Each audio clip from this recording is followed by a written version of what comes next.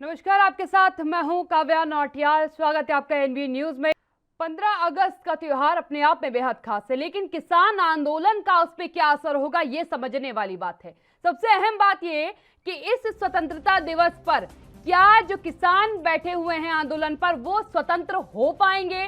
किसान क्योंकि लगातार कह रहे हैं कि इस बार हमारा टारगेट दिल्ली नहीं होगा, दिल्ली से हम बहुत दूरी बनाएंगे।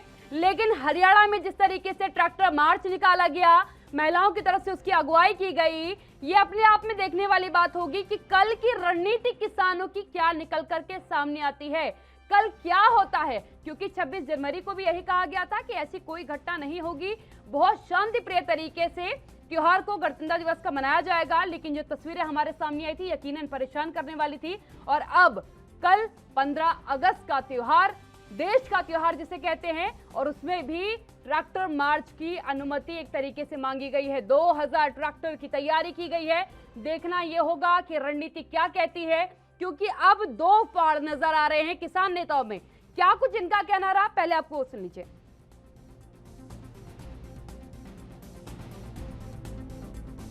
15 अगस्त का तो गांव में रहेगा, अपने गांव में झंडा फहराएंगे और जो खिलाड़ी स्वर्ण पदक जीत कर लाए भाई यहाँ तो उसका भी सम्मान होगा। और 15 अगस्त को दिल्ली में तो नहीं कोई प्रोग्राम है, गांव-गांव का आगे अपने ट्रैक्टर पे अपनी गाड़ी पे तिरंगा लगाओ और अपना यात्रा निकाल लो। हम भी उत्तराखंड में रहेंगे।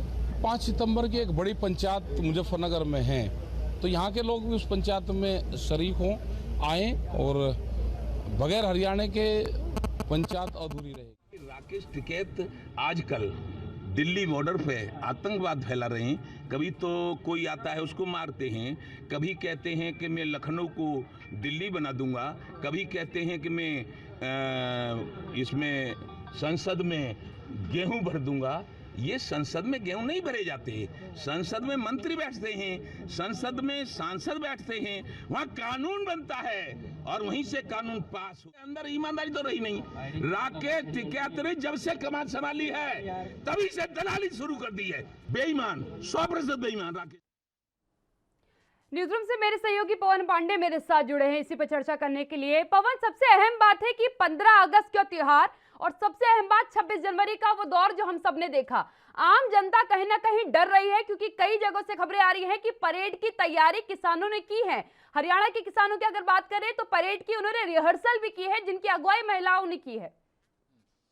काव्या जी, देखिए जिस तरीके से किसान आंदोलन जो है वो अब एक बार फिर से विवादों में पड़ सकता है, क्योंकि जैसा कि आपने कहा 26 जनवरी को भी यही बातें कही गई थी कि किसी भी प्रकार की हिंसा नहीं की जाएगी, लेकिन तस्वीरें उसके उलट आईं। अब एक बार फिर से जिस तरीके से हरियाणा की कई जगहों पर ट्रैक्टर रैली की जो है वो तैयारियां की जा रही हैं और उसमें खास तौर पर महिलाओं को अगुवा बनाया जा रहा है, ये एक चिंता भरी बात हो सकती है। क्योंकि जब महिलाएं आगे होगी तो पुलिस के सामने भी एक दबाव हो जाता है और महिलाओं को शील्ड बनाकर जो आगे की एक सुरक्षा घेरा बनाया हुआ होता है प्रशासन की तरफ से, उसको ध्वस्त किया जा सकता है। जैसा कि आपने कहा कि 15 अगस्त को जो इन्होंने कहा है क्या उस पर कायम रह पाएंगे, ये भी एक चिंता का विषय है। दूसरी तरफ जो उनके अभी भानु प्रताप जी की बाइट आपने चलाकर दिखाई, अब किसान नेताओं के बीच कई फाड़ बन गए हैं। जब ये आंदोलन शुरू हुआ था तो एक पवित्र इशू के साथ, एक विषय के साथ शुरू हुआ था जिसमें किसानों की दुख दर्द को बताया गया था, एमएसपी की बात की गई थी, सभी लोग एक साथ होकर लड़ रहे थे। लेकिन 26 जनवरी के बाद जिस तरीके से राजनीति देखी गई और राजनीति के आधार पर जिस तरीके से वहां पर तिरंगे का अपमान किया गया, तो अब पब्लिक सेंटिमेंट है वो भी इस किसान आंदोलन के खिलाफ होते हुए दिखाई दे रहे हैं।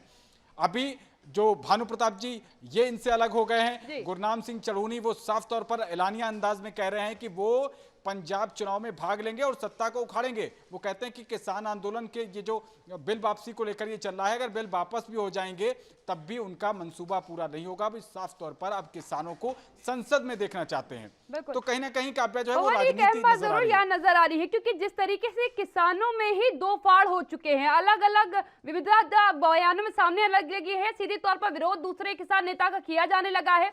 क्या लगता है आपको कि सरकार को इसका फायदा पहुंचेगा? क्योंकि सरकार लगातार कह रही थी कि इनका एजेंडा क्लियर नहीं है और वही बात अब भानु प्रताप कह रहे हैं। निश्चित तौर पर काव्या अगर देखा जाए तो सरकार दबाव में थी, शुरुआत से ही दबाव में थी, तभी 12 दौर की बातचीत हुई। लेकिन 12 दौर की बातचीत के बाद जिस तरीके से गुरनाम सिंह सजानूनी के सुर अलग हुए, जिस तरीके से किसान नेता वीएम सिंह, जो कि गाजीपुर बॉर्डर पर संयुक्त रूप से जिम्मेदारी थी राकेश टिकैत और वीएम सिंह की, तो उनके बीच आपस में ही बहुत ज्यादा मतभेद हो गए। दोनों एक दूसरे पर राजनीति चमकाने का आरोप लगा रहे थे और अब तो उससे 2 कदम आगे बात बढ़ गई है। जिस तरीके से भानु प्रताप जी बार बार निशाना साध रहे हैं, ये इनका कोई पहला बयान नहीं है जब इन्होंने दलाली के आरोप लगाए हो। तो किसान आंदोलन की आड़ में अब दलाली की बात कही जा रही है, भ्रष्टाचार की बात कही जा रही है, फंडिंग को लेकर तमाम सवाल उठाए जा रहे हैं। और खास तौर पर जब यूपी चुनाव आने को आ रहा है, क्योंकि आप जानते हैं कि चाहे वो देश की सत्ता हो चाहे वो यूपी की सत्ता हो, दोनों ये बहुत ही ज्यादा पूरे देश के साथ साथ दुनिया में भी चर्चा का विषय रहते हैं। 80 लोकसभा सीटें और 403 विधानसभा सीटें बहुत ज्यादा देश की राजनीति को संतुलित करने में, राजनीति की दिशा को तय करने में महत्वपूर्ण भूमिका निभाती हैं। तो जब राकेश टिकैत के द्वारा यह आंदोलन किया गया, यह ऐलान किया गया, वो इससे पहले पश्चिम बंगाल गए, आसाम गए और केरल गए। अब वो बात कह रहे हैं कि हम यूपी चुनाव में भी एक तरीके से अपने समर्थित प्रत्याशी वो लड़ाएं। हालांकि अभी साफ तौर पर उनकी तरफ से नहीं कहा गया, लेकिन सुर उनके इसी तरीके से आ रहे हैं कि वो किसी न किसी का समर्थन कर सकते हैं। इन सब चीजों से अब जो किसानों के मुख्य मुद्दे थे, एमएसपी को लेकर लगातार बात की जा रही थी, गन्ना भुगतान को लेकर बात कही जा रही थी, वो अब कहीं गौड़ हो गए हैं, पर्दे के पीछे पहुंच गए हैं और साफ तौर पर अब बात जो आ रही है वो सिर्फ और सिर्फ राजनीति की आ रही है। बिल्कुल पवन, यही सबसे अहम बात है, क्योंकि जब किसान आंदोलन की शुरुआत हुई थी, क्योंकि तकरीबन 8 महीने इस आंदोलन को पूरे हो चुके हैं और उस दरमियान ने कहा गया था कि किसानों के हित के लिए आंदोलन चल रहा है। लेकिन अब जिस तरीके से बड़े किसान नेता जो अभी तक मुखर होकर सरकार का विरोध कर रहे थे और कह रहे थे कि इन्होंने जो नीतियां बनाई हैं वो किसानों के लिए अच्छी नहीं है, लाभप्रद नहीं रहेंगी, इसलिए हम विरोध कर रहे हैं, अब वो उन मुद्दों से इतर एक दूसरे के ऊपर धोखाधड़ी का आरोप, मुद्दों से भटकने का आरोप लगा रहे हैं। क्या लगता है आपको कि इससे किसान आंदोलन की ताकत कमजोर होगी? जिस तरीके से इसका आगाज हुआ था, क्या इस तरीके से इसका अंत हो पाएगा? काव्या जी, अगर पत्रकारिता एक जर्नलिस्टिक अप्रोच की बात करें तो धार इसकी कम हो चुकी है। काव्या जी, जिस तरीके से अब आप देख रहे हैं कि केंद्र सरकार का क्या रवैया है। 12 दौर की बातचीत के बाद भले ये कह दिया गया कि एक फोन कॉल दूर है प्रधानमंत्री, लेकिन कोई भी किसानों से बातचीत नहीं की जा रही है। साफ तौर पर दिखाया जा रहा है 5 राज्यों में करीब चुनाव है, उसके बाद और भी जगह चुनाव है। तो अब इसमें देखा जा रहा है कि सरकार पर कहीं कोई दबाव नहीं है। सरकार अब डायरेक्ट किसानों के पास जा रही है। यूपी चुनाव की बात करें, 16 अगस्त से वहां पर किसान यात्रा शुरू हो रही है। तो किसान साफ तौर पर अब इनको, जो किसान नेता बैठे हुए हैं, सरकार के द्वारा बताया जा रहा है कि ये बिचौलिए हैं, असल किसानों के पास हमारे नेता जाएंगे।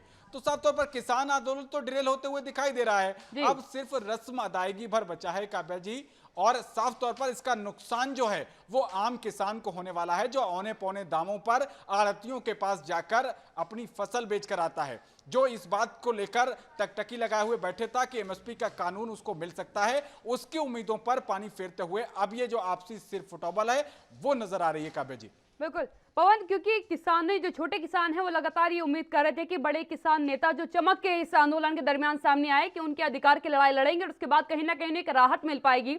अब जिस तरीके से मुद्दे से चीजें भटकी हैं, क्या लगता है आपको कि जो छोटे किसानों से अब राजनेता जाकर के मुलाकात करेंगे, उससे उन किसानों की बात बन पाएगी, उनकी जो समस्याएं हैं वो हल हो पाएंगी? क्योंकि मेन मकसद, अगर एक बात कहें कि मुहिम जो चलाई गई थी वो केवल छोटे किसान या जो किसानों की समस्या है उनका निदान था।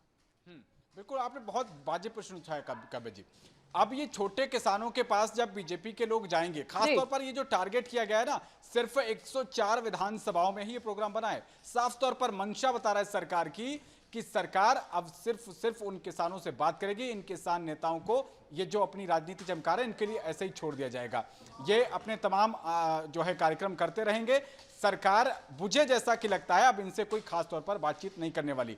और जिस तरीके से यूपीए शासनकाल के दौरान आंदोलनों का जो हश्र हुआ था, उस समय अन्ना आंदोलन था, बहुत बड़े मुद्दे पर चला और बहुत बड़े लेवल पर चला, जन जन उससे जुड़ा। उसके बाद बाबा रामदेव जी ने आंदोलन किया था, वो भी बहुत एकदम रूट लेवल तक चला। लेकिन अब ये जो किसान आंदोलन है, जिस तरीके से शुरुआत हुई थी, उस मुद्दे पर अब कायम नहीं रह पाया है, ना ही वो इसका दायरा बचा है। दायरा भी सिमट गया है, मुद्दे भी सिमट गए हैं। साफ तौर पर कहीं ना कहीं सिर्फ और सिर्फ प्रमुख बिंदु जो है वो राजनीति बना ली गई है। दूसरी तरफ सरकार की बात करें तो जिस तरीके से बाबा रामदेव के आंदोलन पर उस समय की यूपीए सरकार में लाठीचार्ज हुआ था, तो अब एक कड़वी दवाई देने से, एक सख्त एक्शन लेने से सरकार भी पीछे हट रही है। सरकार चाहती है थक जाएंगे, अपने आप चले जाएंगे, लेकिन इस सबका खामियाजा जो है वो दिल्ली की आसपास की जनता है, वहां को भुगतना पड़ रहा है। उस ट्रैफिक की वजह से जो लोग करीब 20 से 25 फूट का फायदा एक तरीके से कहीं ना कहीं सरकार को मिलेगा। ये किसान नेताओं के फूट का फायदा सरकार को मिलेगा। बिल्कुल, धन्यवाद पवन मेरे साथ जुड़ने के लिए। न्यूज रूम से पवन मेरे साथ जुड़े हुए थे,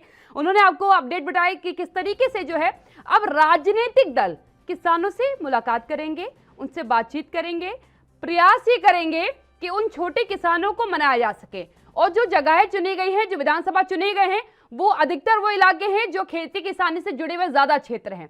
उन किसानों से मुलाकात करेंगे ताकि एक जो किसान नेताओं की चमक, सियासी चमक बनती नजर आ रही है, वो जो तस्वीरें आ रही थी कि किस तरीके से राकेश टिकैत जो है एक काफिला लेकर चलने लगे थे, उसको कहीं ना कहीं ध्वस्त करने का प्रयास भी अब जो है सरकार की तरफ से किया जाएगा। और कहीं ना कहीं जो बाकी किसान नेता एक दूसरे को लेकर के बयानबाजियां लगातार सामने रख रहे हैं, उससे ये लग रहा है कि अब इसका फायदा सरकार को जरूर मिलेगा, क्योंकि जब फूट पड़ती है किसी आंदोलन में तो उस आंदोलन की मुहिम असफल हो जाती है। ये अक्सर देखा गया है। इसी तरीके से अगर आप अन्ना हजारे के आंदोलन की बात करें, जिस तरीके से उस आंदोलन का आगाज किया गया था, एक लंबा आंदोलन चला, लेकिन उसी बीच जो है राजनीतिक दल बन गया और उसके बाद उस आंदोलन की अपनी छवि खराब हुई थी। उसी प्रकार से किसान आंदोलन एक लंबे वक्त से चला और सबसे अहम बात है कि जब इसका आगाज हुआ था, जब इसकी शुरुआत हुई थी, तो आम जनमानस ने पूरी तरीके से किसानों का समर्थन किया था। क्योंकि हिंदुस्तान की अगर आप बात करते हैं तो हिंदुस्तान कृषि प्रधान देश है और रीढ़ की हड्डी हम अपने किसान भाइयों को मानते हैं, अन्नदाता उन्हें कहते हैं। और इसीलिए कहीं ना कहीं दर्द था। जिस तरीके से आंदोलन की शुरुआत में पानी की बौछार थी, आंसू गैस के गोले थे, गड्ढे थे, कीले थी, तो आक्रोश जनता में देखने को मिला कि आपने आखिरकार किसानों के साथ ये व्यवहार क्यों किया। लेकिन उसके बाद जिस तरीके से दौर बदला, जिस तरीके की नाराजियां हुई, खासकर 26 तारीख की जो घटना रही, 26 जनवरी की घटना जो रही, राष्ट्रीय ध्वज का अपमान कहीं ना कहीं हिंदुस्तान जो है बर्दाश्त नहीं करता। क्योंकि हिंदुस्तान की एक पहचान है कि वो सबसे ज्यादा प्यार, क्योंकि सबसे विभिन्नताओं का देश हिंदुस्तान है, लेकिन राष्ट्रीय ध्वज का अपमान उसे बर्दाश्त नहीं है। और जो उस दरमियान हुआ, जिस तरीके से पुलिस कर्मियों को मारा पीटा गया, सर फोड़े गए, उसको लेकर भी यकीनन आक्रोश रहा है हिंदुस्तान में। और अब 15 तारीख यानी 15 अगस्त, इस पर क्या होगा? क्योंकि किसानों ने एक बार कह तो दिया फिर से कि किसी प्रकार की नाराजगी नहीं है, हम शांति से झंडे जो है झंडों के साथ रैली करेंगे, अपनी ट्रैक्टर रैली निकालेंगे, और उसकी प्रैक्टिस भी की गई है।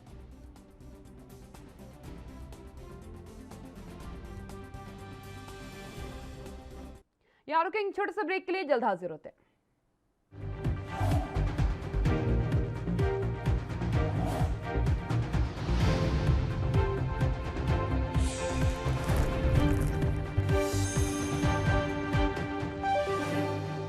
ब्रेक के बाद एक बार फिर आपका स्वागत है। लगातार किसानों के मुद्दे पर हम चर्चा करें कि क्योंकि 26 तारीख की जो तस्वीरें देखी थी उसको हम दोबारा नहीं देखना चाहते। किसानों की तरफ से आश्वस्त किया गया है, किसान संगठनों की तरफ से आश्वस्त किया गया है कि किसी भी प्रकार की ऐसी कोई घटना नहीं होगी।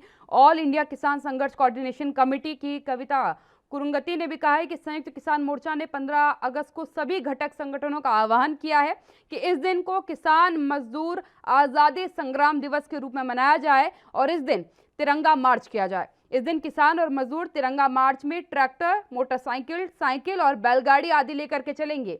ब्लॉक, तहसील, जिला मुख्यालयों की ओर कूच किया जाएगा और इसके साथ ही उनके पास के जो इलाके हैं वहां पर धरना प्रदर्शन भी किया जाएगा। इस दौरान उनके वाहनों पर तिरंगा जरूर होगा। मेरे साथ मेरे पैनलिस्ट अश्विनी शाही, प्रवक्ता भारतीय जनता पार्टी से जुड़ चुके हैं। अश्विनी जी, आपका स्वागत है। पहला सवाल, क्योंकि किसानों ने सीधी तौर पर एक बात कह दी कि 26 तारीख को जो हुआ था उसका दोहराव नहीं किया जाएगा, दोबारा वो घटना नहीं होगी। क्या लगता है आपको? क्योंकि 26 तारीख को भी यही कहा गया था, 26 जनवरी को भी यही स्टेटमेंट आई थी कि सब कुछ शांतिपूर्ण तरीके से होगा, लेकिन हरियाणा में ट्रैक्टर रैली की प्रैक्टिस की गई है। तो हमेशा ही कुछ न कुछ कहा है। उन्होंने तो कहा है बड़े शांतिपूर्वक ढंग से हम रैलियां करेंगे, बड़े शांतिपूर्वक ढंग से हम आंदोलन करेंगे, लेकिन हम लोगों ने देखा है कि किस तरीके से तलवारें भाजी गई वहां, किस तरीके से जो है 26 जनवरी को गणतंत्र की हत्या की गई, देश को शर्मसार करने का काम किया गया, राष्ट्रीय ध्वज को शर्मसार करने का काम किया गया। वो इन लोगों को उस दिन सरकार ने इजाजत दी जिस रूट पर, वहां से अलग आए। वो भी शांतिपूर्वक इन्होंने कहा था, लेकिन एक पेट्रोल डालकर आग लगाकर जला दिया गया आदमी को, बलात्कार भी किए गए वहां। और अगर सत्ता पक्ष के लोगों ने कुछ कह दिया कि खालिस्तानी झंडे लहराए गए थे, कोई मना कर दे कि खालिस्तानी झंडे नहीं लहराए गए थे, तो ये लोग कहते हैं कि खालिस्तानी कहा जाता है। तो आंदोलन करना बेहतर है, लोकतंत्र में आंदोलन काव्या जी अच्छा है, लेकिन आंदोलन का ये रूप किसी ने नहीं सोचा था कि हमारे अन्नदाता इस तरीके से आंदोलन करेंगे। ये अन्नदाता हो ही नहीं सकते। अन्नदाता आज अपने खेतों में है। ये लोग फर्जी किसान और किसान नेता बनकर बैठे हुए हैं, जिनकी करोड़ों करोड़ों की संपत्तियां हैं, लेकिन आज वो उनके नुमाइंदे बने हुए हैं, ट्रैक्टर रैली करा रहे हैं। हिम्मत नहीं हुई, राकेश टिकैत जी लखनऊ घेरने की बात कर रहे थे, आ जाए उत्तर प्रदेश घेर के दिखा दें। वो भारत सरकार ने, माननीय कृषि मंत्री जी ने कहा है इनको कि हम आपकी मांगे मानने के लिए तैयार हैं, लेकिन इन लोगों ने विरोधियों के चक्कर में अपनी महत्वाकांक्षा, जो इनकी राजनीतिक महत्वाकांक्षा है, उसको सर्वोपरि रखा और सरकार के खिलाफ काम करने का इन्होंने ऐलान किया और वो कर रहे हैं आज भी। देखिए, आज अभी आप ही के चैनल पर मैंने ओपनिंग रिमार्क में देखा, भानु प्रताप सिंह जी कैसे कह रहे थे, वो भी तो एक किसान नेता है। बीएन सिंह इनको छोड़कर चले गए।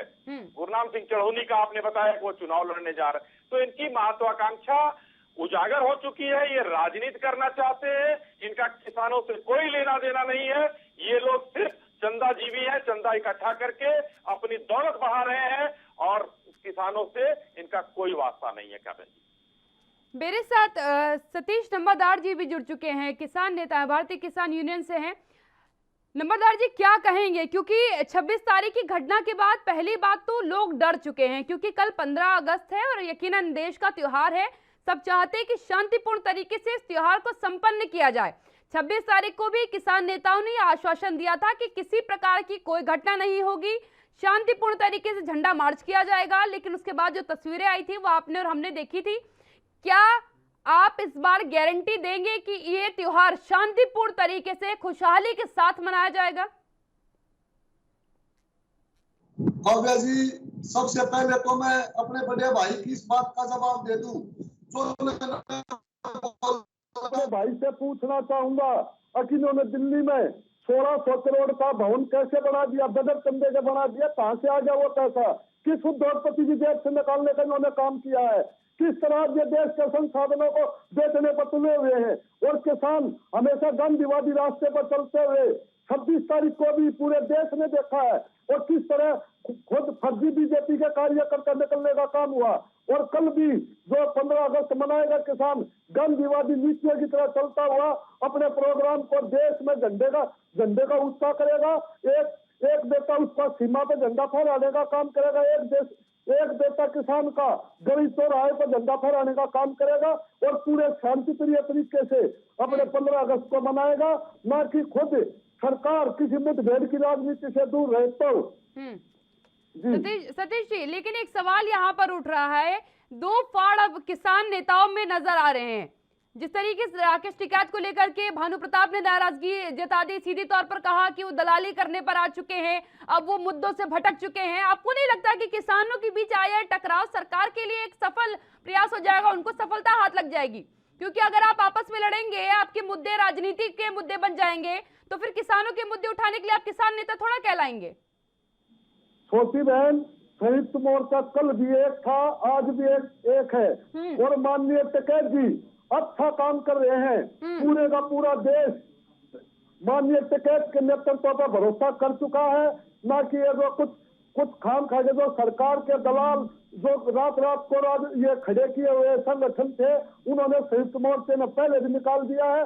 और संयुक्त मोर्चा और माननीय चौधरी जी अपने किसानों के हित में अच्छी मेहनत कर रहे हैं। आज उनका मनोबल तोड़ने के लिए ये सरकार इस तरह की बात कर रही है और लोगों को बरगलाने का काम कर रही है।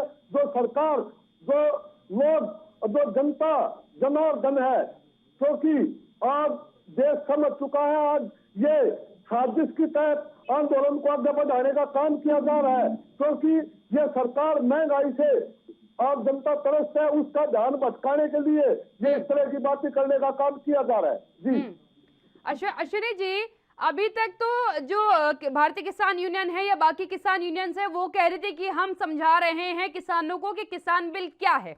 आपने भी चौपालें लगाई थी, आपने भी बैठकें करी थी, किसानों को समझाने का प्रयास किया था। कई तरीके की मुलाकात किसानों से की गई, आपने ग्रामीण स्तर पर जाकर के मुलाकात की, लेकिन एक बार फिर आप जो है विधानसभाओं के आधार पर जो जमीन स्तर पर जो किसान अभी खेतों में काम कर रहे हैं उनसे जाकर के मुलाकात करेंगे, उनको समझाएंगे। तो क्या लगता है आपको, ये किसान जो बॉर्डर पर बैठे हैं और वो किसान जो खेतों में है वो अलग अलग हैं? ये सवाल पूछा आपने, ये सच्चाई है कि ये किसान जो है जो बॉर्डर पे बैठे हैं उनकी अब संख्या देख लीजिए कितनी है।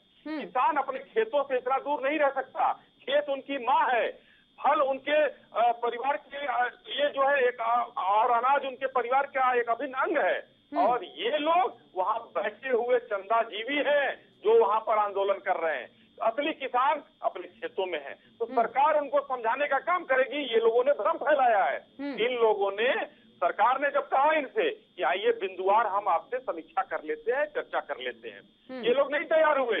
इन लोगों की मांग थी ये काले कानून है वापस होने चाहिए। इनको लगा कि हमको सरकार को झुकाना है, इनका लक्ष्य ये नहीं था कि किसानों को लाभ पहुंचाना है। इसमें एक बात मैं कहूंगा, कुछ आंकड़े हैं मेरे पास। आज जब इन लोगों ने एमएसपी पर खरीद की बात की थी कि एमएसपी को ये कानूनी जामा पहनाया जाए, उत्तर प्रदेश सरकार ने इस साल लक्ष्य 55 लाख मीट्रिक टन का था और 56 से 56.5 लाख मीट्रिक टन एमएसपी पर खरीद की है। अब देखिए कहां से आ रहे वो किसान, जो हमारे किसान भाई खेतों में है, जो हमारे असली अन्नदाता हैं, वो जा रहे हैं और एमएसपी पर अनाज बेच रहे हैं। इनकी मांग यही धूल धूसरित होती हुई नजर आती है कि हमने एमएसपी पर सबसे ज्यादा खरीद। और हम तो ये भी कह रहे हैं कि अगर सरकारी दामों पर मंडियों में अनाज आपका नहीं बिक पा रहा है तो बाहर बेचिए, हमने ऑप्शन खोल दिया है। अश्विनी जी, लेकिन आप इस बात को मानते हैं कि कई जगहों से जब फसल की खरीद का वक्त आया था तो मंडियों से शिकायत आई थी, किसानों ने शिकायत करी थी कि हफ्ते हफ्ते बीत गए, टोकन मिलने के बावजूद हमारी फसल नहीं खरीदी गई। ये भी तो समस्याएं हैं। हो सकता है इन मुद्दे पर वो आपसे बात करना चाह रहे हो। एमएसपी पर खरीद नहीं हुई, ये तो हकीकत रही। कई जगह पर जहां 1890 रुपए का बिकना था वहां 800-900 रुपए में बिका। कारण कुछ भी हो उसके, लेकिन जो जमीनी स्तर, जिनको आप कह रहे हो कि खेत में बैठा हुआ किसान जो है वो उन्हें हम किसान मानते हैं, वो किसान तो परेशान हुआ था। उस समस्या का तो समाधान होना चाहिए। इस सवाल का जवाब मैं लूंगी। यहाँ एक छोटे से ब्रेक ले रुक रहे हैं, जल्द हाजिर होते हैं।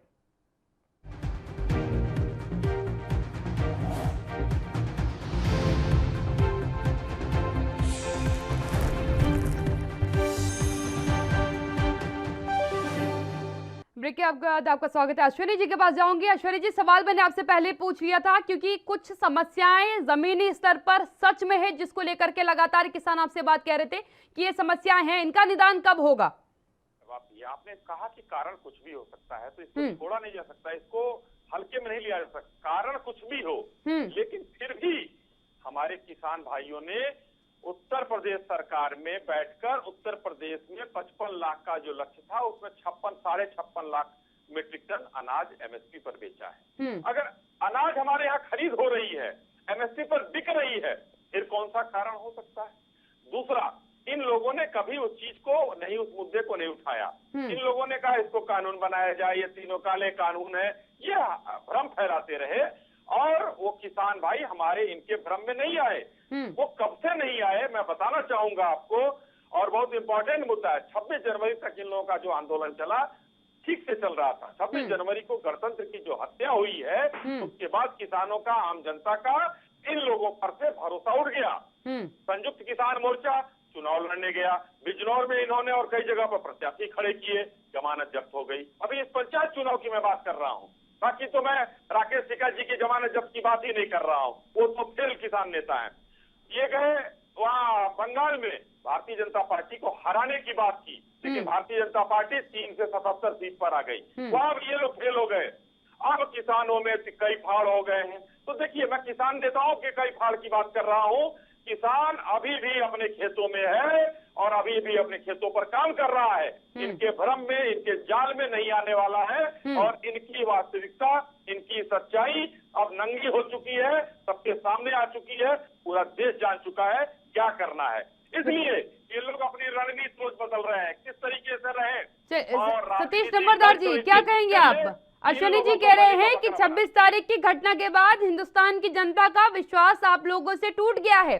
कुछ समस्याएं हैं, ये वो भी मानते हैं कि कहीं कहीं शिकायतें आई थी कि बीच में जो है प्राइस कम पे दिया गया, एमएसपी का प्राइस नहीं दिया गया, उनको टोकन दे करके रोका गया, उनकी फसलें खराब हुई, वो समस्याएं हैं, उस पर वो चर्चा करेंगे, निदान का प्रयास करेंगे। लेकिन आपकी अगर किसान नेताओं की बात करें तो विश्वास टूट गया है जनता का आपसे। सबसे पहले तो मैं अपने बड़े भाई को एक बात बता दूं, नरेला मंडी और प्रधानमंत्री हाउस सिर्फ 30 किलोमीटर के दायरे में है, जहां पर 1500-1600 रुपए गेहूं बेचने का काम हुआ है। और रही बात, कल भी इनका जो आज भारतीय जनता पार्टी शासित प्रदेशों में, यूपी, पश्चिम उत्तर प्रदेश में 8,500 करोड़ गन्ना किसानों का बकाया है। आज इन्होंने में इतनी हिम्मत नहीं जो किसानों के पास जाकर अपनी पंचायत कर्ज से सिर्फ ये मीडिया में बोलने का काम किया जाता है। और मैं अपने बड़े भाई से एक बात और पूछना चाहूंगा, क्योंकि आज पूछना चाहता हूँ, इन्होंने अपनी कैबिनेट क्यों बदली, क्यों इन्होंने 2 प्रदेशों के मुख्यमंत्री बदलने का काम किया। आज एनडीए में पूरी तरह दरार आ चुकी है। आज ये इनका पूरा का पूरा देश इनका चेहरे को सतीश नंबरदार जी, ये किसानों का मुद्दा थोड़ा है कि उन्होंने मुख्यमंत्री क्यों बदल दिया। किसानों का मुद्दा है कि हमारा एमएसपी हमको मिलना चाहिए, हमारी जमीन हमारी सुरक्षित रहनी चाहिए, गन्ने का बकाये का भुगतान होना चाहिए, ये तो किसानों की मांग हो सकती है। मुख्यमंत्री क्यों बदल दिया, संगठन की मीटिंग क्यों नहीं करी, इसमें ये फैसला क्यों नहीं लिया, ये किसानों का मुद्दा तो नहीं हुआ। किसान का मुद्दा है, क्योंकि सरकार ये बोल रही है ठीक है, तो मुख्यमंत्री ठीक से इन्होंने बदले क्यों, कैबिनेट ठीक थी तो इन्होंने बदले क्यों। मेरा सवाल ये है, ये सवाल नहीं, अब कोई और केंद्रीय नेतृत्व है तो कानून क्या गलत नहीं बन सकते क्या। बदलाव तो नंबरदार जी आपकी यूनियंस में भी हुआ, आपकी यूनियंस में भी हुआ। आंदोलन की शुरुआत में कुछ आए, कुछ चले गए, फिर आए, फिर चले गए, कुछ नाराज हो गए, कुछ ने चुनाव लड़ लिया। बदलाव तो आपकी नीतियों में भी हुआ, आपके दल में भी देखने को मिला। संयुक्त मोर्चा आज भी एक था, कल भी एक है। संयुक्त मोर्चे के नेतृत्व में पूरे देश तो आवाज में बदलाव क्यों है, आवाज क्यों बदल गई, मेरा सीधा सवाल है, आवाज क्यों बदल गई। आज ये हो गया कि हमने 26 जनवरी को ट्रैक्टर रैली निकाली थी तो हम 15 अगस्त को भी निकालेंगे। ये क्यों नहीं कहा गया कि 15 अगस्त को स्वतंत्रता दिवस पर हम सरकार से कहेंगे कि हमें इन बॉर्डरों से स्वतंत्र कर दे, हम देश की जनता को स्वतंत्र करना चाहते हैं। जिन दिल्ली के लोगों को समस्या हो रही है, गाजीपुर पर बैठ रहे लोगों को समस्या हो रही है, बॉर्डर पे दिक्कत आ रही है, हम उन्हें भी स्वतंत्र करना चाहते हैं। जब स्वतंत्रता दिवस का त्योहार है तो स्वतंत्र करिए सबको, हमें भी करिए, हम भी जनता को करें। कब तक सड़कों पर बैठेंगे, खेती बाड़ी देखनी है, फसल देखनी है अपनी। छोटी बहन, नहीं तो किसानों ने रास्ता रोका हुआ, खुद सरकार ने किसानों के रास्ते में कील गाड़ने का काम किया हुआ है। और रही बात, कल भी किसान खेत पे था और धरने पे भी, और इस सरकार को हरा के जब वापस अपने घर जाने का काम होगा, क्योंकि इस उद्योगपति सरकार को, जिस देश का राजा हाथी हो, उस देश में जहाँ उद्योगपतियों के हाथों से सरकार खेलने का काम किया जाता हो, वो बिल्कुल भी वो देश सफल नहीं हो सकता, क्योंकि आज हमारा देश एक सफलता की तरफ जा रहा है जी। लेकिन नंबरदार जी, इस सरकार को हटाने के बाद भी कोई ना कोई सरकार आएगी, ऐसा तो होगा नहीं कि फैसला आप ले लेंगे या भारतीय किसान यूनियन के हाथ में आ जाएगा कि भैया आप ले लीजिए फैसला कि 3 कानून रखने की नहीं रखने। कोई ना कोई राजनीतिक दल तब भी सत्ता में बैठेगा, आपको उससे भी बात ही करनी पड़ेगी। वो नहीं माना तो आंदोलन ही आपके पास एकमात्र रास्ता तब भी रहेगा। तो क्यों नहीं इसी सरकार से वार्तालाप करके समाप्त किया जाए, क्योंकि हिंदुस्तान वार्तालाप में विश्वास करता है। छोटी बहन, अभी 15 दिन किसान संसद चली है, जहाँ लोकतंत्र का मंदिर है उसके सामने, लेकिन किसी ने भी आज तक कितनी दिक्कत नहीं उठाई जरा सी भी। अगर हम किसानों के पास जाके बात करें, क्योंकि और हम चाहते हैं पूरा मीडिया तंत्र हो और किसान और सरकार बैठे, वे अपना पक्ष रखे और किसान अपना पक्ष रखे, जो सा जीतेगा वही हो जाएगा और किसान खुशी खुशी अपने घर जाने का काम हो। लेकिन ये हमेशा बंद कमरे में करने का काम करते हैं और किसानों की मीटिंग में बुला के खुद इस तरह का काम करते हैं। 2 मिनट आगे फिर मंत्री जी 1 घंटा उठ के चले गए, क्योंकि मंत्री जी में प्रधानमंत्री जी को ब्रीफ करने की हिम्मत तक नहीं है। ये सब बनावटी बातें हैं। चलिए ऐश्वर्या जी के पास जाऊंगी मैं। ऐश्वर्या जी, नंबरदार जी कह रहे हैं कि हम वार्तालाप पे ही विश्वास करते हैं, हम वही करेंगे, वही करना है। संसद के पास भी आए थे, तब भी राजनीतिक दलों में बड़े नेताओं पे जिन पर हम विश्वास करते हैं उन्हें हमारे पास आना चाहिए था, बात कर लेनी चाहिए थी, मामला खत्म हो जाता। और एक तरीके से अब आपकी जिम्मेदारी बन चुकी है कि इस स्वतंत्रता दिवस पर स्वतंत्र किया जाए, स्थानों को खाली किया जाए, क्योंकि मात्र जिम्मेदारी किसानों की नहीं, उन आम नागरिकों की भी आप ही के कंधे पर है जो परेशान हो रहे हैं इस लगे आंदोलन की वजह से। सड़कें जाम है क्योंकि।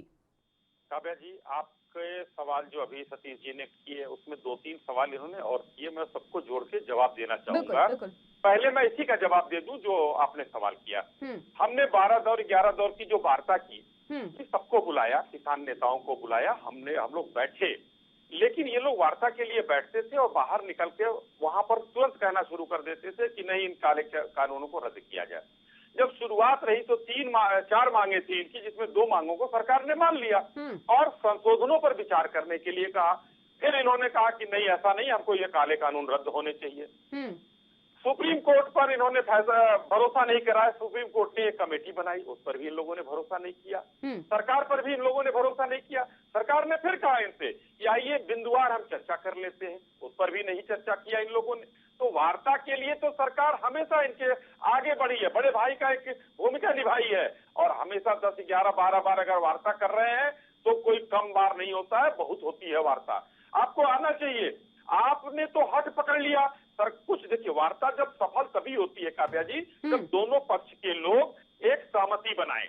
एक पक्ष अगर अड़ा रहेगा, दूसरा पक्ष सहमति बनाने के लिए बात करेगा, तो कभी वार्ता सफल नहीं हो सकती। दूसरी बात मैं आऊंगा, सतीश जी, आपने कहा कि सरकार किसानों के हित का काम नहीं करती है। मैं एक उदाहरण देता हूं आपको। उत्तर प्रदेश सरकार की मैं बात करता हूं। गन्ना किसानों के भुगतान की बात भी आपने कही। हमने 1,60,000 करोड़ का गन्ना भुगतान करने का काम किया था। क्या वो हमारे किसान भाई नहीं है? हमारे किसान भाई हैं। 4-4.5 साल में 1,60,000 करोड़ बकाया दिया, जिसमें हमने 1 लाख करोड़ वो भी दिया जो पिछले सपा सरकार में का बकाया था। पिछली सपा सरकार ने 90,000 करोड़ का भुगतान किया था। उसके पहले बसपा सरकार ने 50,000 करोड़ का भुगतान किया था। तो भारतीय जनता पार्टी ने तो 1.5 लाख करोड़ का भुगतान किया। आप सोचिए कितना हम आपके साथ हैं, हम किसानों के साथ हैं। हम एक तरफ रिकॉर्ड खरीद कर रहे हैं, एक तरफ रिकॉर्ड गन्ने की जो मिलें जो थी वो बंद हो चुकी थी। भारतीय जनता पार्टी की सरकार, योगी आदित्यनाथ जी की सरकार ने चीनी मिलों को खोलने का काम किया और उसके ऊपर उन्हीं किसान भाइयों का गन्ना खरीद कर हमने रिकॉर्ड चीनी का उत्पादन भी किया है। काव्या जी, ये मैं आपके माध्यम से बताना चाहूंगा सतीश जी को। तो हम तो किसानों के साथ हैं। आप देखिए राजस्थान में जो आपके आंदोलन के पीछे कांग्रेस पार्टी है, राजस्थान में किसानों के साथ क्या हाल हो रहा है। कर्ज के लिए उन्होंने कहा था, कर्ज माफी करने के लिए नहीं किया। आज घर कुर्क किए जा रहे हैं किसानों के, लाठियां चलाई जा रही हैं, और आप आज भी उन पर भरोसा कर रहे हैं। आगे बढ़िए, बड़े भाई की तरह सरकार के साथ बैठकर वार्ता कीजिए, हट छोड़िए, और एक अच्छे किसान की तरह, राजनीतिक की तरह नहीं, किसान नेता की तरह आप आइए। सरकार आपके साथ हमेशा खुले हाथ से, खुले मन से वार्ता करने के लिए तैयार है। लेकिन जहां आपकी अगर राजनीतिक महत्वाकांक्षा आएगी, सरकार आपसे कोसों दूर रहेगी, क्योंकि आपकी तरह सैकड़ों राजनीतिक पार्टियां हैं हमारे सामने, जिनका मुकाबला हम कर रहे हैं। आप भी एक पार्टी बन जाएंगे उसमें। जी काव्या जी। सतीश जम्बादार जी, पक्ष रखिएगा अपना। पहले तो मैं ये बता दूं, आज यूपी में योगी जी की सरकार के बने हुए 4.5 साल हो गए। मैं पूछना चाहूंगा अपने बड़े भाई से, कितने रुपए उन्होंने रेट बढ़ाने का काम किया? कुल 50 रुपए 4 साल में। इन पर सिर्फ ये रेट बढ़ा है 90 रुपए। उन्होंने भी बढ़ा दिया, पिछली सरकार ने भी एकदम में, और इन्होंने 4.5 साल में कुल 50 रुपए के करीब रेट बढ़ाने का काम हुआ है। और रही बात किसान मोर्चा, किसी भी राजनीतिक पार्टी के बहकावे में आने वाला नहीं है, चाहे वो कांग्रेस, बीजेपी, एनएलओ कोई भी हो। संयुक्त मोर्चा और किसान खुद सामर्थ्य है अपना आंदोलन लड़ने के लिए और लड़ रहा है। आपने पीछे देखा होगा जिनके टूल टैक्स पे माननीय पूर्व मुख्यमंत्री को हमने माइक देने का भी काम नहीं किया था। हम आप कितने नहीं करते, वादे करते। हमारे सूट बूट के किसान नहीं है, हमारे किसान है। ये सरकार जो केंद्र में बैठी है, सूट बूट की सरकार बैठी है। किस तरह के माननीय प्रधानमंत्री जी ने वादे किए थे और वे अपने वादों में किस तरह विफल हुए, आज तक एक भी चीज में सफलता प्राप्त नहीं कर पाए हैं। बताइए आप रेट बढ़ाने का तो काम करते हैं, लेकिन आप खरीदारी में हमेशा असफल हुए हैं। जी सतीश जी, एक सवाल है मेरा, जिस तरीके से लगातार किसान नेता भी विपक्ष का सहयोग करते नजर आ रहे हैं, विपक्ष के मुद्दों पर उनका समर्थन करते नजर आ रहे हैं, आपको नहीं लगता कि किसान नेताओं पर इसीलिए बार बार राजनीति का आरोप लग रहा है? जिस तरीके से राकेश टिकैत पश्चिम बंगाल पहुंचे, उन्होंने ममता बनर्जी से मुलाकात की, उसके बाद भाजपा के पास सीधा मुद्दा था कि विपक्ष से मुलाकात कर रहा है, इसका मतलब है कि विपक्ष के साथ किसान नेता मिल चुके हैं। आप किसान नेता के तौर पर इस आंदोलन को लड़ रहे थे, आपको नहीं लगा कि इसको बतौर किसान नेता ही आगे रखना चाहिए? किसानों का आंदोलन है, राजनीति का इसमें हस्तक्षेप आपने पहले दिन नहीं करने दिया था, मंचों से आपने मुख्यमंत्रियों को हटा दिया था, बड़े बड़े नेताओं को उतार दिया था, किसी को ऊपर नहीं चढ़ने दिया था। उसके बाद एकाएक लोगों का समर्थन आना, आपने उसको स्वीकार कर लेना, तो उसके बाद राजनीति का आरोप भी आप पर लग गया। मेरी छोटी बहन, मैं सिर्फ एक बात कहना चाहूंगा, मेरे माननीय प्रधानमंत्री पाकिस्तान के ऊपर से जा रहे थे और भारत पाकिस्तान का पूरा वर्ल्ड जानता है भाई इनमें आपस में नहीं बनती, तो वहां मेरे माननीय प्रधानमंत्री नवाज शरीफ जी से मिलने चले गए तो कोई उन्होंने गुनाह नहीं किया। कुछ प्रोटोकॉल भी होते हैं और किसी के निजी संबंध भी होते हैं आने जाने के लिए, कोई ये नहीं होता भाई एक किसान आंदोलन था हम सबसे दुश्मनी लेंगे। हमारे दुश्मन बीजेपी वाले भी नहीं है, सिर्फ हमारे इनके साथ वैचारिक मतभेद है, ना कि कोई हमारे दुश्मन है, वो चलेगा, कोई ऐसी बात नहीं, सबके अपने निजी संबंध होते हैं। वैचारिक मतभेदों को वार्तालाप से समाप्त किया जा सकता है, अगर मनभेद नहीं है। मतभेद होगा तो वार्तालाप से समाप्त हो जाएगा, मनभेद होगा तो वार्तालाप से समाप्त नहीं होगा। अब ये बताइए कि मतभेद है या मनभेद है? केंद्र में बैठी भाजपा की सरकार हमेशा मतभेद से बात करती है, क्योंकि इन लोगों ने तो किसानों ने तो वोट देकर माननीय प्रधानमंत्री बनाए होंगे, लेकिन वे आज अपने को जनता से ऊपर समझने लग गए, इसलिए वे खुद कुछ चंद उद्योगपतियों के हाथों से खेलने का काम हो रहा है देश में, और इससे किसान बिल्कुल भी बर्दाश्त नहीं करेगा। इसमें 80 करोड़ जनता पे जो तीनों काले कानून लागू होते हैं सीधा असर पड़ेगा। जैसे आपने पीछे देखा होगा MTNL BSNL किस तरह खत्म होने का काम हुआ, जो ये किसान बिल्कुल भी बर्दाश्त करने का काम नहीं करेगा। अश्विनी जी, सतीश जंबादार जी का कहना है कि आपका किसानों के साथ मतभेद नहीं है, आप मनभेद के साथ चल रहे हो, इसीलिए इसका हल नहीं हो पा रहा है। इसमें काव्या जी, मैं बहुत स्पष्ट रूप से सरकार भी कह चुकी, माननीय कृषि मंत्री जी भी कह चुके हैं, मैं भी कह रहा हूं कि अगर हमारे भाई ये देखिए, ये लोग भी हिंदुस्तान के ही 135 करोड़ जनता के अंतर्गत आते हैं, जिसको आप माननीय प्रधानमंत्री जी हमेशा जिक्र करते हैं, तो ये हमसे अलग हो ही नहीं सकते। मगर आज जो है किसान आंदोलन जिन अच्छी चीजों के वजह से शुरू हुआ था, एक अच्छी नीतियां थी, एक अच्छा नैतिक मूल्य था, उसका पराभव हुआ है और उसका जो है इन लोगों ने इतनी गिरावट कर दी है, उसमें तरह तरह की चीजें करके माननीय प्रधानमंत्री जी को, जो कि इनके भी प्रधानमंत्री हैं, उनको किस तरीके की गालियां दी गई वो किसी से छुपा नहीं है। तो इनके रोज रोज इन नैतिक मूल्यों में जो गिरावट आती गई, ये लोग अपने मार्ग से भटक गए। काव्या जी, आज उस मार्ग पर नहीं है ये लोग, और अब जो है मजबूरी में उन सब चीजों को बचाने के चक्कर में नए नए पैंतरे आ रहे हैं। अब देखिए भीड़ खत्म हो गई, वहां जहां जहां धरना हो रहा था, लोग कितने दिन रहेंगे, कितने लोगों को इन लोगों ने मरवा दिया ले आकर वहां, बूढ़े बुजुर्ग माताएं बहनों को। उसके बाद अब नए नए पैंतरे खेल रहे राजनीतिक दल। विपक्ष ने तो उन हत्याओं के लिए आपको जिम्मेदार बताया ना। मैं कह रहा हूँ इन लोगों ने बूढ़े बुजुर्गों को आंदोलन में लाने की, चलिए इस सवाल का जवाब मैं नंबरदार जी से जरूर लूंगी, क्योंकि हत्या को लेकर के भी कई आरोप जो है सरकार के ऊपर लगे हैं। इसका जवाब मैं ब्रेक के बाद लूंगी। यार छोटे से ब्रेक के लिए जल्द हाजिर होती हूँ।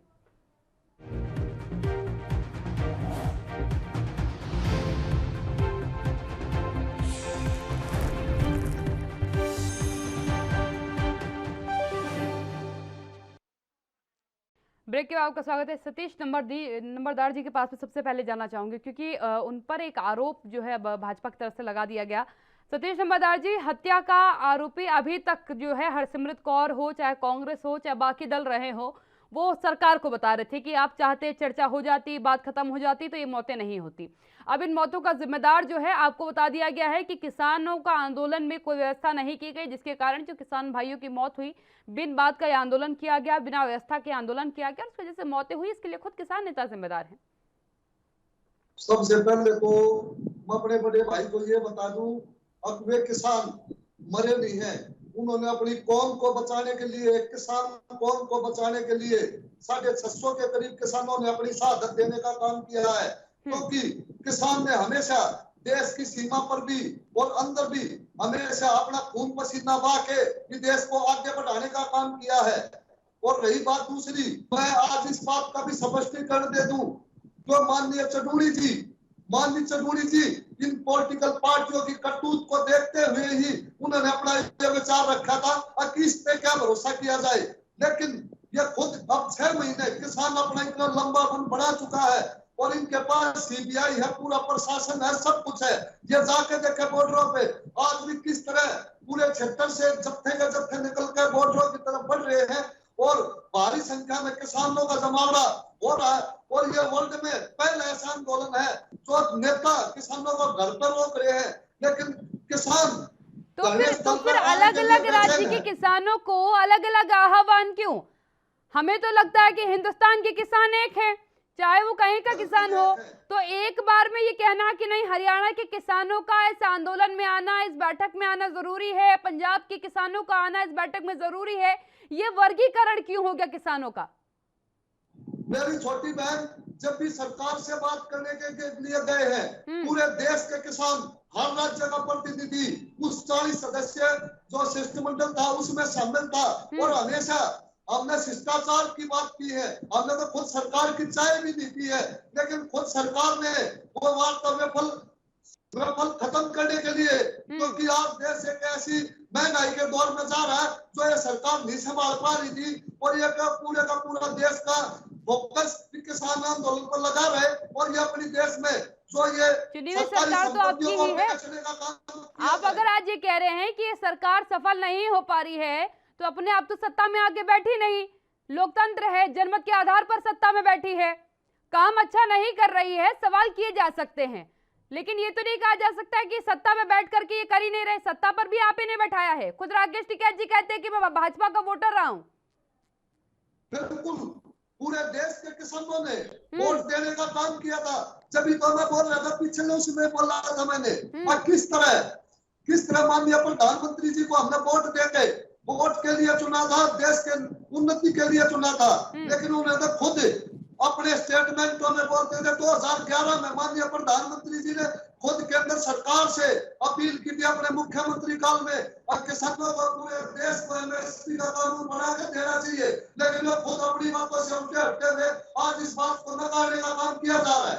जी अश्विनी जी, एक सवाल है मेरा आपसे। उत्तर प्रदेश की विधानसभा सीटें जितनी हैं उसमें से आपने बहुत चुनिंदा सीटों को जो है चुना है मुलाकात करने के लिए किसानों से, ऐसा क्यों? किसान तो सब जगह हैं। हाँ भाई, ये बहुत ही शानदार सवाल काव्या जी किया, आपको धन्यवाद इस सवाल के लिए।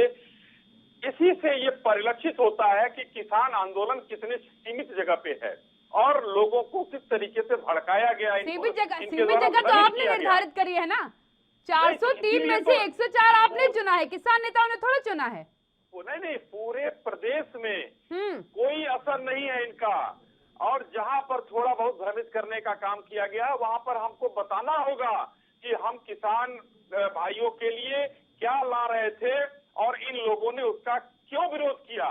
ये आज वहां पर हम समझाने का काम करेंगे, क्योंकि आज जो है भ्रम फैलाने का काम अन्य राजनीतिक दलों के साथ ये किसान नेता भी कर रहे हैं, जिसको हमारी भोली भाली जनता, जो किसान हमारे हैं, जो अन्नदाता हैं, हमारे वास्तविक अन्नदाता, वो इनके भ्रमजाल में आकर भटक जाए और कहीं गुमराह न हो जाए, इसलिए हमने वो चिन्हित किया और हम उनके पास जाएंगे और उनको बिंदुवार समझाएंगे जो ये लोग समझने को तैयार नहीं है। और उसमें से अधिकतर तो अश्विनी जी, आपको नहीं लगता कि केवल 104 विधानसभा को चुन करके उनको समझाना, बड़ी तादाद थी किसानों की जो नाराजगी आपसे रख रहे थे इस कानून को लेकर के, नए कृषि कानून को लेकर के, आपको बड़े पैमाने पे समझाना चाहिए? 104 विधानसभा उत्तर प्रदेश की मात्र चुन करके समझाना। काव्या जी देखिए, जो इनके साथ कहाँ थे लोग, किसान लगभग जो है जितने इनके रजिस्टर्ड किसान हैं उसमें अश्विनी जी शुरुआत में थे, गुजरात से भी आए थे, राजस्थान से भी आए थे, शुरुआत में थे। अभी के दौर आप भले कह लीजिए कि स्थिति बदली है बॉर्डर्स पर। नहीं काव्या जी, आप गुजरात, राजस्थान, उत्तर प्रदेश के 2-4 जिले, हरियाणा और पंजाब, इसके अलावा बता दीजिए इनके साथ कहाँ के किसान थे, क्यों वो गए यहाँ से? इनकी नीतियों के कारण गए वो यहाँ से। और किसान, इन लोगों ने बहुत कम मात्रा में, जो जितनी मैं कहना चाह रहा हूँ, जितने 500 कुछ किसान संगठन जो है रजिस्टर्ड है हिंदुस्तान में, उसमें से 25 या 30 किसान संगठन इनके साथ धरने और प्रदर्शन में थे, जिसमें हरियाणा और पंजाब के ज्यादातर थे, क्योंकि वो अड़तिया और दलाल वहां के आकर आंदोलन कर रहे थे। सबसे बड़े किसान है पंजाब और हरियाणा के। अगर उन्हें लग रहा है कि कोई नुकसान किसी छोटे किसान को होगा तो उन्हें बड़े पैमाने पर होगा। काव्या जी, उत्तर प्रदेश में किसान नहीं है, महाराष्ट्र में किसान नहीं है, आंध्र आप में भी किसान जानते नहीं हैं है, अश्विनी जी, तेलंगाना आए में आप भी किसान जानते नहीं हैं, बताने की जरूरत नहीं है मुझे कि हरियाणा, पंजाब और उत्तर प्रदेश बिहार के किसानों की आय में कितना फर्क है। 18,000 महीने की आय और 4,000 महीने की आय में जमीन आसमान का फर्क होता है। इस बात को मुझे आपको समझाने की जरूरत नहीं है शायद। एकदम फर्क है। तो वो कौन सा किसान यहाँ रहा? मैंने कहा, आपने मेरी लाइन नहीं सुनी। हरियाणा और पंजाब का मैंने कहा अड़तिया और दलाल आंदोलन में शामिल थे, किसान खेतों में थे, अनाज उगा रहे थे। अब देखिए, इन लोगों में दो फाड़ हुई। चढ़ौनी जी को क्या इन्होंने निकाला? वो चुनाव लड़ने जा रहे हैं, चढ़ौनी जी को फिर वापस ले लिया इन लोगों ने। तो ये कह रहे हैं संयुक्त किसान मोर्चा कोई राजनीतिक वो नहीं है, और आज चुनाव लड़ने जा रहे हैं तो राजनीतिक। तो वहाँ तो पंजाब और हरियाणा में इसको राजनीतिक रंग दिया गया है। एक आखिरी सवाल, आजाद कब कर रहे हैं आप? आजाद कब कर रहे हैं? बॉर्डर्स को कब आजाद कर रहे हैं? किसानों को कब आजाद कर रहे हैं? स्वागत है। हम कोई शर्त लेकर ना आए, किसान नेताओं का सर आंखों पर स्वागत सरकार करेगी। ये अपनी शर्तें छोड़कर आए, वार्ता करने का मन बनाकर आए, और सरकार इनके साथ एक कदम नहीं, दो कदम नहीं, 100 कदम चलने के लिए तैयार है।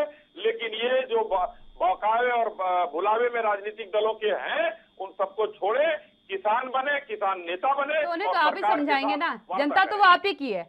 अगर आपको लग रहा है कि उन्हें किसी ने बरगला दिया है तो समझाने की जिम्मेदारी भी बतौर गार्जियन आपकी बन जाती है। बिल्कुल, तो बाहें फैलाकर स्वागत किया है हमें।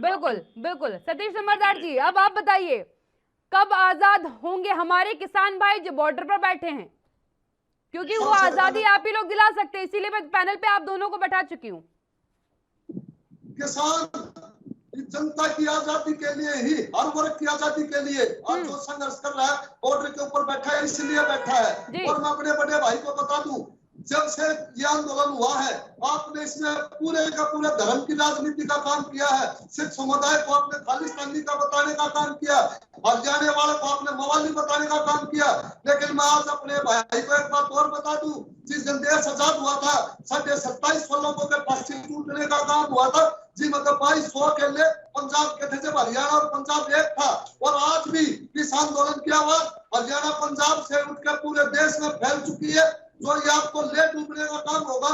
और रही बात 104 विधानसभा चुनाव या जाने की यूपी में, आप वहां खुद जाते ही नहीं, जाने से डरते हैं, क्योंकि वहां पर लोगों का कर्जा देने का काम करना है, जो किसानों का भुगतान रुका हुआ है, वहां पहुंचाने में असफल रहेंगे जी।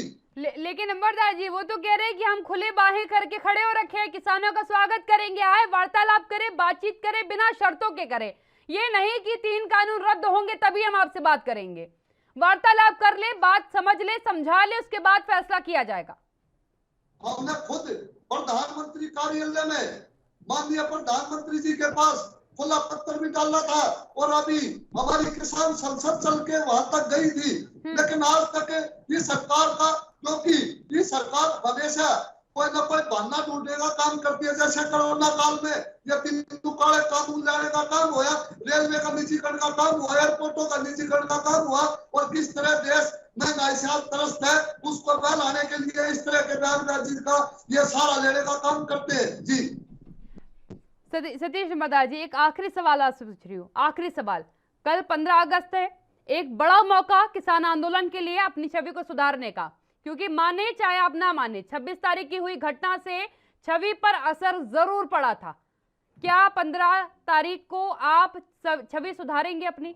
आंदोलन शांति से हो पाएगा? जिस तरीके से आप ट्रैक्टर रैलियां निकालना चाहते हैं, शांतिप्रिय तरीके से होगा? राष्ट्रीय त्योहार पर कोई असर नहीं होगा? बिल्कुल। किसान, इन्होंने जो भाजपा वाले थे, इन्होंने बोला था हम पूरे के पूरे देश में, पूरे हरियाणा में झंडा यात्रा निकालने का काम करेंगे। हमने खुद संयुक्त मोर्चे ने बयान जारी करके, और कोई भी तिरंगा यात्रा में व्यवधान नहीं डालेगा, उनको करना तो करने दो। और हम 15 अगस्त को इनको यह भी दिखा देंगे, अब झंडा यात्रा भाजपा वाले करना जानते हैं या किसान करना जानते हैं, इसमें पूरा देश देखेगा। किसान हमेशा समय में पास कम बचा है। अश्विनी जी, लास्ट कमेंट चाहूंगी आपसे, समय में पास कम बचा है। जी काव्या जी, मैं अभी भी कहूंगा अपने सतीश भाई से कि आप अपने नेताओं के साथ वार्ता करिए और खुले मन से आइए, बिना शर्तों के सरकार बाहें फैलाकर आपका स्वागत करेगी, आपके वार्ता के लिए तैयार होगी, क्योंकि आप हमारे देश के अंग हैं, परिवार के अंग हैं। और इस जो है एक अन्नदाता की भूमिका में आप अगर आगे आएंगे तो एकदम स्वागत रहेगा। और माननीय प्रधानमंत्री जी, माननीय कृषि मंत्री जी आपका स्वागत करने के लिए बेकरार हैं। बस आप अपनी राजनीतिक महत्वाकांक्षा छोड़कर आइए। बिल्कुल, ये एक अच्छी बात है कि अगर सरकार और किसान दोनों आपस में बात करके इस वार्ता को समाप्त करना चाहते हैं, इस मुद्दे को एक तरीके से शांत कर देना चाहते हैं, तो सबसे बेहतर बात है। नंबरदार जी कुछ कहना चाह रहे, जल्दी से कहिएगा।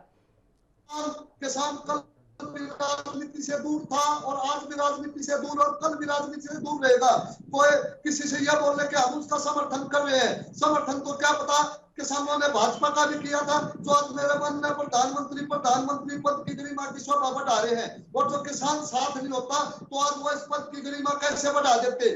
तो इसमें सिर्फ राजनीति की बातें खुद केंद्र में बैठी भाजपा सरकार बिल्कुल, किसान राजनीति से दूर ना रहे। कहते हैं कि जो लगातार जो है बाबा महेंद्र टिकैत कहते थे कि किसान का एक नजर अपनी खेती पर होनी चाहिए, तो एक नजर सियासत पर जरूर रखनी चाहिए कि क्या कुछ फैसले उसके पक्ष में लिए जा रहे हैं। दोनों मेहमानों बहुत धन्यवाद मेरे साथ जुड़ने के लिए चर्चा में। उम्मीद एक ही है हमारी कि कल का राष्ट्रीय त्योहार शांतिपूर्ण तरीके से मनाया जाए, 26 जनवरी वाली घटना को दोहराया ना जाए, क्योंकि बेहद जरूरी है कि हिंदुस्तान का सम्मान अंतर्राष्ट्रीय पटल पर बरकरार रहे।